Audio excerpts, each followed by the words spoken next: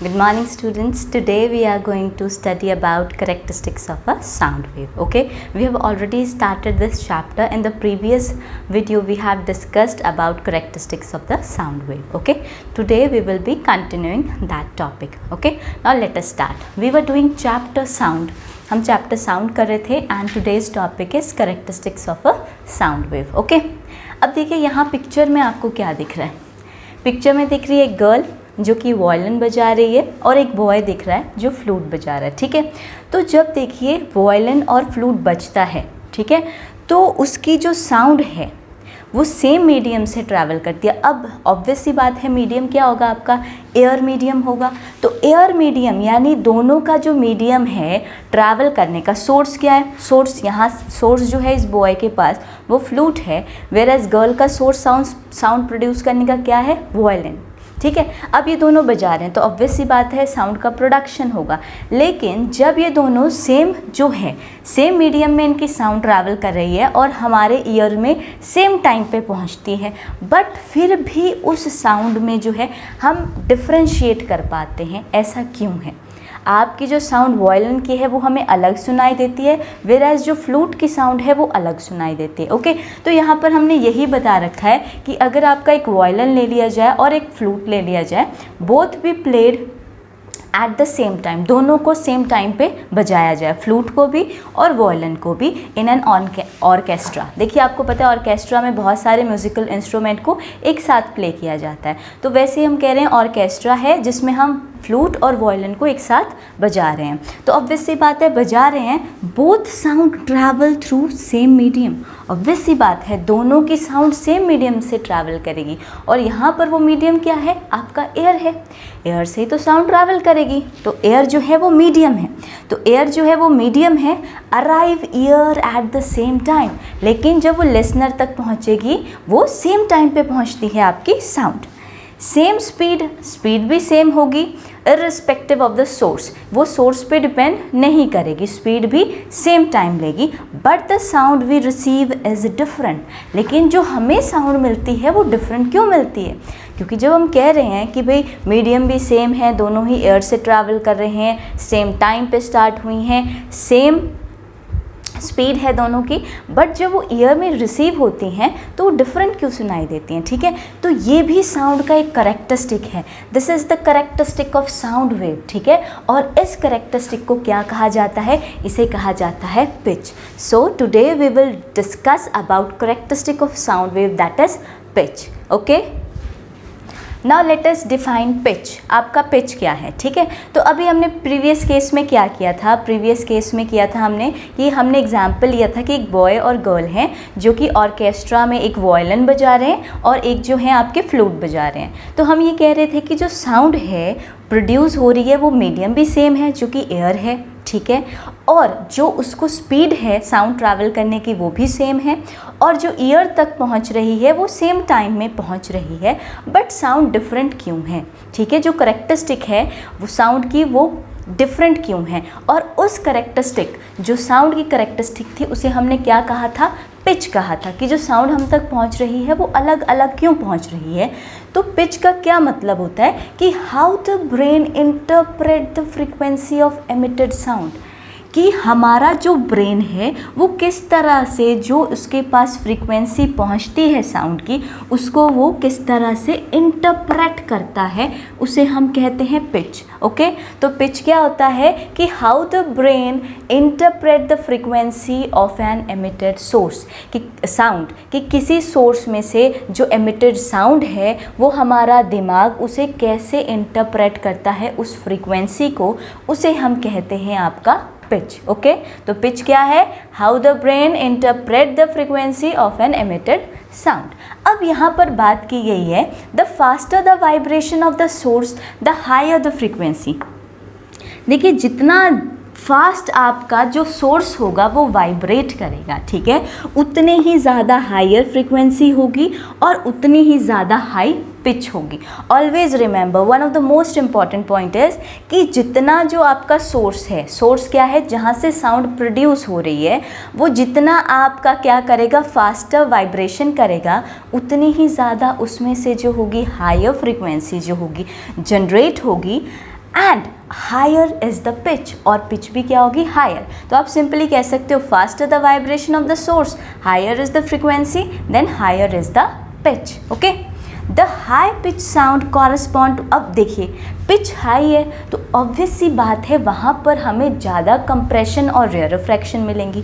तो जितनी ज़्यादा आपकी हाई पिच होगी साउंड की, उसके कंपैरिजन में आपको वहाँ पर ज़्यादा कंप्रेशन और ज़्यादा रेयरफ्रैक्शन मिलेंगी किसी एक फिक्स्ड पॉइंट पे पर यूनिट टाइम। ठीक है, तो अब देखिए यहाँ पर केस, यहाँ पर जो हमने दो वेव्स ड्रॉ कर रखी हैं, ठीक है, फिगर में, यहाँ पर क्या है, low pitched sound has a low frequency. जितनी जिसकी लो पिच होगी उसकी उतनी ही ज़्यादा फ्रीक्वेंसी होती है, लो फ्रीक्वेंसी होती है, सॉरी, जितनी लो पिच होगी उतनी ही लो फ्रीक्वेंसी होगी, और जिसकी जितनी ज़्यादा हाई पिच होती है उसकी हाई फ्रीक्वेंसी होती है। Remember this point, this can be asked in MCQ exam. ठीक है, MCQ क्वेश्चन फॉर्म में पूछा जा सकता है कि जो साउंड आपकी लो पिच्ड है उसकी फ्रीक्वेंसी कैसी होगी, उसकी फ्रीक्वेंसी लो ही होगी, और जो हाई पिच्ड साउंड होती है उसकी फ्रीक्वेंसी क्या होती है, आपके पास हाई होती है। ओके, अब यहाँ पर फिगर में हमने wave disturbance versus time graph बना रखा है यहाँ पे। तो ये प्लॉट कर रखी है, वेव की शेप बता रखी है। ये वेव की शेप कब है, जब आपकी लो पिच्ड साउंड है। तो लो पिच्ड साउंड में आपकी वेव जो है आपको किस तरह से मिलती है, जब लो पिच होगी तो ऑब्वियस सी बात है लो फ्रीक्वेंसी होगी। यहाँ पर जो ये आपका वेव बना रखा है हमने, ये वेव शेप बना रखा है हाई पिच के लिए। हाई पिच होगी तो ऑब्वियस सी बात है हाई फ्रीक्वेंसी होगी। तो देखिए यहाँ पर इसके कंपैरिजन में आपको जो कंप्रेशन और रेयरफ्रैक्शन मिल रही हैं वो क्या मिल रही हैं, ज़्यादा मिल रही हैं। ठीक है, तो यही तो हम यहाँ पर पॉइंट की बात कर रहे थे कि जितनी ज़्यादा हाई पिच होगी साउंड की वो कॉरस्पॉन्ड करती है more number of compression and rarefaction, उसके कॉरस्पॉन्डिंग। अब यहाँ देखिए, यहाँ तो सिंपल एक बन रहा है, यहाँ पर देखिए कितनी सारी वेव बन रही हैं। ठीक है, तो उतनी ही ज़्यादा हमें वहाँ पर क्या मिलेंगी, compression and rarefaction passing a fixed point per unit time. Okay, next point is object of different size and condition vibrate at different frequency to produce sound of different pitch. अब हमें डिफरेंट पिच कैसे मिलती है, high pitch, low pitch कैसे मिलती है, तो कहते हैं देखिए ऑब्जेक्ट हैं, ऑब्वियस सी बात है कोई ऑब्जेक्ट, अब हम पहले एग्जांपल ले रहे थे फ्लूट और वायलिन का, तो ऑब्जेक्ट होंगे तो ऑब्वियस सी बात है उनके डिफरेंट साइजेस होंगे। फ्लूट आपका कितना सा होता है, वायलिन काफ़ी बड़ा होता है, तो उस हिसाब से ऑब्जेक्ट डिफरेंट होंगे और उनके ऑब्वियस सी बात है कंडीशन वाइब्रेशन की भी अलग अलग होंगी, तो डिफरेंट कंडीशन होंगी, तो उसकी वजह से वो डिफरेंट फ्रीक्वेंसी प्रोड्यूस करते हैं। साइज़ अलग है, ठीक है, और जो कंडीशन है वाइब्रेशन की वो भी अलग है, तो ऑब्वियस सी बात है वो डिफरेंट फ्रीक्वेंसी प्रोड्यूस करेंगे, और अगर वो डिफरेंट फ्रीक्वेंसी प्रोड्यूस करेंगे तो ऑब्वियस सी बात है पिच भी क्या आएगी, डिफरेंट, क्योंकि हम यही तो कहते हैं कि अगर लो फ्रीक्वेंसी होगी तो लो पिच होगी, यानी जैसी फ्रीक्वेंसी होगी उसके अकॉर्डिंग ही तो हमारी पिच आएगी।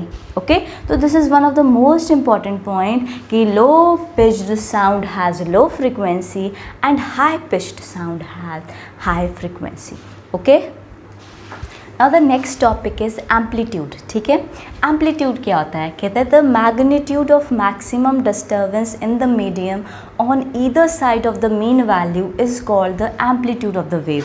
आप वेव के एम्पलीट्यूड को कैसे डिफाइन कर सकते हो, देखिए वेव का एम्पलीट्यूड क्या होता है, वो मैक्सिमम डिस्टेंस, ठीक है, ये यहाँ से लेके यहाँ तक, ये क्या है आपका एम्पलीट्यूड है। ठीक है, तो ये जो मैक्सिमम डिस्टेंस है यहाँ से लेके यहाँ तक, तो हम कैसे डिफाइन करते हैं, the magnitude of maximum disturbance, मतलब कभी भी कोई भी डिस्टर्बेंस होती है जो मैक्सिमम पार्ट जो वेव का बताता है उसे हम क्या कहते हैं, एम्पलीट्यूड।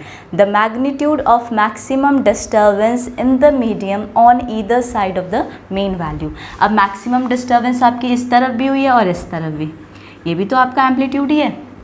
ठीक है, तो ये मैक्सिमम वैल्यू जो है वो वेव की, उसे हम क्या कहते हैं, आपका एम्पलीट्यूड। तो डिफाइन कैसे करेंगे, the magnitude of maximum disturbance in the medium on either side of the mean value is called amplitude of the wave. तो इसे हम क्या कहते हैं, एम्पलीट्यूड कहते हैं।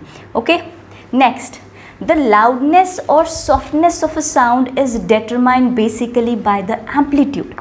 अब कोई कितना लाउड बोल रहा है और कोई कितना सॉफ्ट बोल रहा है, ये किसके ऊपर डिपेंड होता है? ये डिपेंड होता है आपका एम्पलीट्यूड के ऊपर। दूसरी बात ये है कि एम्पलीट्यूड को हम डिनोट करते हैं ए के साथ। Okay, always remember we denote amplitude by A.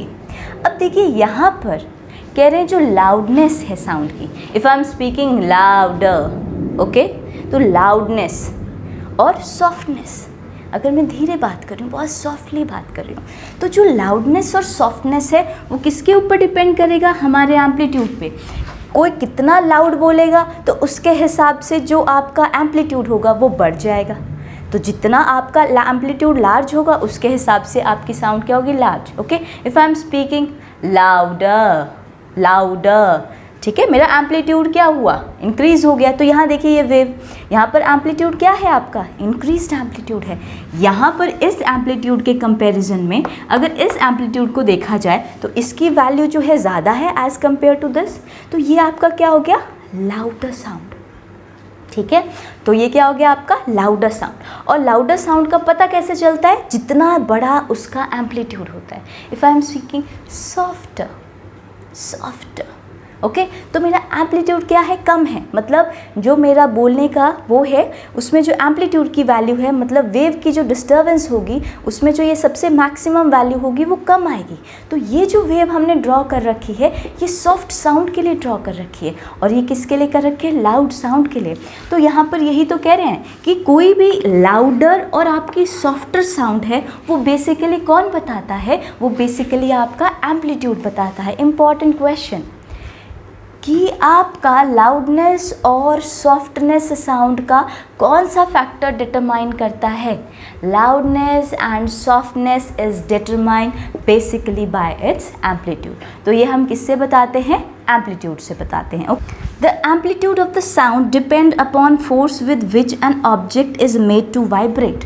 अब एम्पलीट्यूड किसके ऊपर डिपेंड करता है? एम्पलीट्यूड डिपेंड करता है कि किस हिसाब से आप ऑब्जेक्ट को जो है वो वाइब्रेट कराते हैं। ठीक है, अगर let us suppose you strike table lightly, तो उसमें से कैसी आवाज़ आती है? Soft. Okay, let us take an example. This is my one hand, if I clap slowly, आवाज़ सॉफ्ट आई आपको आवाज़। क्यों? क्योंकि मैंने उसको स्ट्राइक किया और उसमें बहुत कम एनर्जी लगाई। I am clapping like this, बहुत कम एनर्जी लगाई तो आपको आवाज़ उस तरह से आई। ठीक है, if I will strike harder तो आपको आवाज़ ज़्यादा आएगी। ठीक है, तो वैसे यहाँ पर एग्जाम्पल किसका दिया हुआ है? एक टेबल का। अगर आप टेबल को स्ट्राइक करेंगे लाइटली तो ऑब्वियस सी बात है उसमें से कैसी साउंड प्रोड्यूस होगी? सॉफ्ट। क्यों सॉफ्ट प्रोड्यूस होगी? क्योंकि we are applying less energy, हम उसमें लेस एनर्जी लगा रहे हैं तो साउंड भी कम आ रही है। और अगर हम उसे टेबल को हार्ड स्ट्राइक करेंगे, बहुत ज़ोर से मारेंगे, तो ऑब्वियस सी बात है लाउडर साउंड आएगी। तो लाउडर साउंड क्यों आ रही है? क्योंकि we are applying higher energy, so that is why उसमें से लाउडर साउंड आएगी। ठीक है, तो जितनी लाउड साउंड होती है उतना ही ज़्यादा वो डिस्टेंस ट्रैवल करती है। ओके, तो आपने नोटिस किया होगा कि कहीं पर अगर हम जो है क्रैकर जलाते हैं, ठीक है, कोई बॉम्ब जो है फोड़ रहे हैं, ठीक है, क्रैकर्स का, तो जब हम उसको फोड़ते हैं क्रैकर्स के बॉम्ब को तो क्या होता है? आवाज़ आती है ज़ोर से। तो वो आवाज़ कहाँ तक ट्रैवल करती है? काफ़ी डिस्टेंस तक ट्रैवल करती है, यहाँ तक कि हम घर में बैठे होते हैं, दरवाजे बंद होते हैं, फिर भी हमें सुनाई दे जाती है। क्योंकि जो जितनी लाउडर साउंड होती है उतने ही ज़्यादा डिस्टेंस तक वो ट्रैवल करती है। ठीक है, अगर हम वही बात करें छोटी सी कि अगर छोटा सा अगर हमने पत्थर फेंक दिया, नीचे गिरा दिया, तो ऑब्वियस सी बात है उसमें से थोड़ी सी साउंड आएगी। ठीक है, तो वो ज़्यादा दूर डिस्टेंस तक ट्रैवल नहीं कर पाएगी। तो वैसे ही है कि आप जितना ज़्यादा ज़ोर से टेबल को स्ट्राइक करेंगे उतनी ही ज़्यादा आपकी आवाज़ आएगी, और ऑब्वियस सी बात है हम उसमें क्या एनर्जी अप्लाई कर रहे हैं? हायर। और बात करें अगर हम सॉफ्ट की, तो जितना आप धीरे से मारेंगे उतनी ही सॉफ्ट आवाज़ आएगी और एनर्जी भी हमारी क्या होगी? कम होगी। अब यहाँ देखिए जो वेव ड्रॉ कर रखी है, ये आपकी wave disturbance with respect to time हमने ड्रॉ कर रखी है। तो यहाँ पर ये जो है ये आपका क्या दिखा रहा है कि यहाँ पर ये वेव जो है आपका सॉफ्ट साउंड को डिपिक्ट कर रहा है। तो देखिए सॉफ्ट साउंड है तो इसमें एम्पलीट्यूड भी क्या है आपका? स्मॉल है। लेकिन if we compare this with this, तो यहाँ देखिए साउंड कैसी आ रही है आपकी? साउंड ऑब्वियस सी बात है एम्पलीट्यूड क्या हो रहा है? ज़्यादा आ रहा है। तो यहाँ पर इस साउंड को क्या डिनोट किया हमने लाउडर साउंड, तभी यहाँ पर लिखा है कि soft sound has small amplitude, soft sound का छोटा एम्पलीट्यूड होता है और लार्जर साउंड का आपका कैसा एम्पलीट्यूड होता है, लार्जर एम्पलीट्यूड होता है. Okay, so it is also important, it can be asked in MCQ questions that soft sound has dash amplitude and they can give you options. कौन सा एम्पलीट्यूड होता है सॉफ्ट साउंड के लिए, स्मॉल, लार्ज और none of the above. Okay, तो in this way you should know concept. देखिए अगर आपको कंसेप्ट किसी भी चीज़ का पता होगा तो you can answer MCQ questions. ठीक है, MCQ क्वेश्चंस ऐसे नहीं होते हैं कि आप सोचें कि याद करेंगे और हम आंसर दे देंगे. देखिए MCQ क्वेश्चन सिर्फ उस बच्चे को सॉल्व करने आते हैं जिसे कंसेप्ट की नॉलेज होती है. ठीक है, तो इसीलिए जब भी आप कंसेप्ट को पढ़ें बहुत अच्छे से पढ़ें ताकि आप MCQ क्वेश्चन के आंसर दे पाएँ. Okay, now let us discuss some points for sound. ठीक है, the sound which is more pleasant is said to have rich quality. देखिए अगर साउंड बहुत ज़्यादा प्लेजेंट है तो हम कहते हैं उसमें क्या है, रिच क्वालिटी है. ऑब्वियस सी बात है. ठीक है, the sound of single frequency, अगर सिंगल फ्रीक्वेंसी की साउंड है जिसमें सिर्फ और सिर्फ आपकी एक ही फ्रीक्वेंसी है तो उसे कहा जाता है टोन. ओके, तो हम कहते नहीं, बात करते हैं ज़्यादातर टोन की, तो टोन क्या होता है जिसमें सिर्फ और सिर्फ क्या होती है, आपकी सिंगल फ्रीक्वेंसी होती है. Okay, next the sound which is produced due to mixture of several frequencies. देखिए जिसमें बहुत सारा मिक्सचर होता है फ्रीक्वेंसी का उसे हम क्या कहते हैं, नोट कहते हैं. ठीक है, तो ऑलवेज रिमेंबर अगर सिंगल फ्रीक्वेंसी होगी तो उससे टोन कहा जाएगा और अगर मिक्सचर होता है तो उससे क्या कहा जाता है, नोट. ठीक है, और वैसे भी नोट की बात की जाए तो प्लेजेंट होता है सुनने में, लेकिन अगर नॉइज़ की बात की जाए तो वो अनप्लेजेंट होती है. म्यूज़िक भी हमारा क्या होता है, प्लेजेंट होता है. Okay, so that is all about for today. If you are having any doubt anywhere, leave the comment below and do like and subscribe our channel. Thank you so much.